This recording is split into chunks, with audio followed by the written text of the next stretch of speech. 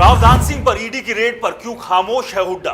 क्या अपने खास नेता के साथ खड़ा होने से डर रहे हैं हुड्डा? बीजेपी पर हमला बोलने से क्यों बच रहे हैं भूपेंद्र सिंह हुड्डा? क्या बीजेपी के इशारे पर चुप है भूपेंद्र सिंह हुड्डा?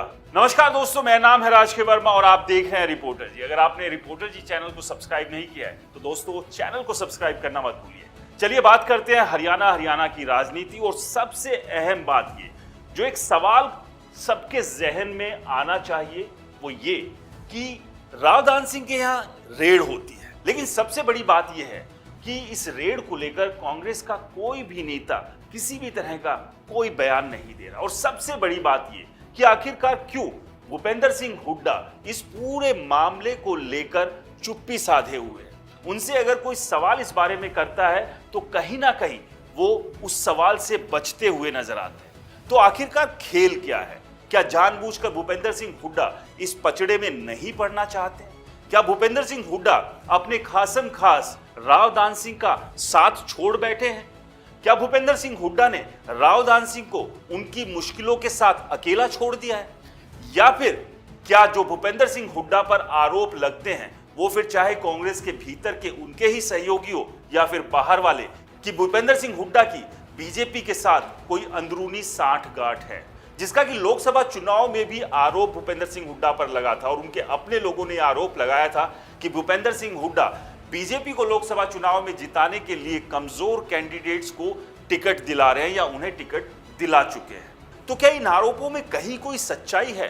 क्योंकि अक्सर हमने देखा, और खास तौर से अरविंद केजरीवाल मामले की बात कर लें, जब ईडी ने शराब घोटाले मामले में अरविंद केजरीवाल पर कार्रवाई की थी तो कांग्रेस के नेता भी अरविंद केजरीवाल के सपोर्ट में बयान देते हुए नजर आए थे और हर बार इस बात का जिक्र किया जाता रहा है और आरोप बीजेपी पर लगाए जाते रहे हैं कि ईडी, सीबीआई और दूसरी एजेंसीज का इस्तेमाल बीजेपी और केंद्र सरकार अपने विरोधियों को दबाने के लिए कर रही है। लेकिन इस बार जब रावधान सिंह के घर पर छापा पड़ता है, रावधान सिंह के अलग अलग ठिकानों पर छापा पड़ता है, तो भूपेंद्र सिंह हुड्डा जो कि हरियाणा में कांग्रेस के सबसे बड़े नेता है, पूर्व मुख्यमंत्री है, हर मुद्दे पर बेबाकी से बात रखने वाले, आखिरकार ईडी की इतनी बड़ी कार्रवाई और वो भी उन्हीं की पार्टी के विधायक रावधान सिंह पर होती है तो एकदम से चुप हो जाते हैं।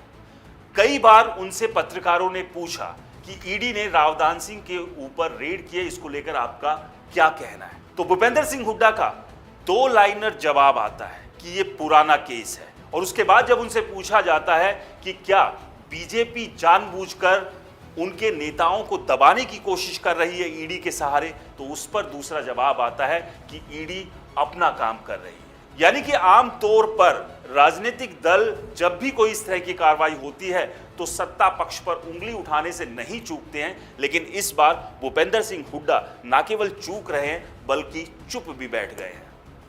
अब आखिरकार इस पूरे खेल के पीछे क्या खिचड़ी पक रही है ये तो भूपेंद्र सिंह हुड्डा बेहतर बता सकते हैं।